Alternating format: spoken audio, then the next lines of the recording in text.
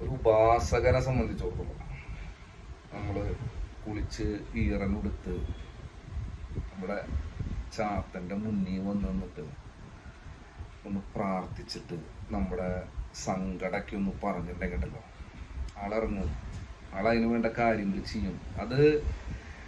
അതൊരു സത്യമായ കാര്യമാണ്. അത് നമ്മൾക്ക് എല്ലാവരോടും അതിനെക്കുറിച്ച് അതെങ്ങനെ നടന്നു, എൻ്റെ ജീവിതത്തിൽ ഒരുപാട് അനുഭവങ്ങളാണ്. അത് ഭയങ്കര ഒരു സംഭവമാണ്. അപ്പൊ ചാത്തനുണ്ടോ എന്നൊക്കെ ചോദിക്കുക, അല്ലെങ്കിൽ ഇപ്പൊ പല പല പ്രശ്നങ്ങൾ കേൾക്കുമ്പോ ഇപ്പൊ എനിക്കെതിരെയൊക്കെയാണ് ആൾക്കാർ എന്തെങ്കിലുമൊക്കെ ഇങ്ങനത്തെ ആവശ്യമില്ലാത്തൊക്കെ പറയുക, അല്ലെങ്കിൽ ആവശ്യമില്ലാത്ത ഇഷ്യൂസ് ഒക്കെ ഉണ്ടാക്കാന്ന് വെച്ചാല് അത് പറയുന്ന ആൾക്കാരെ സംബന്ധിച്ചിടത്തോളം അവര് സത്യം പറഞ്ഞ ഉണ്ടാവില്ല എന്ന് പറയണ നമുക്ക് അത്രയും കോൺഫിഡന്റ് ആയിട്ട് പറയാൻ പറ്റുന്നത്.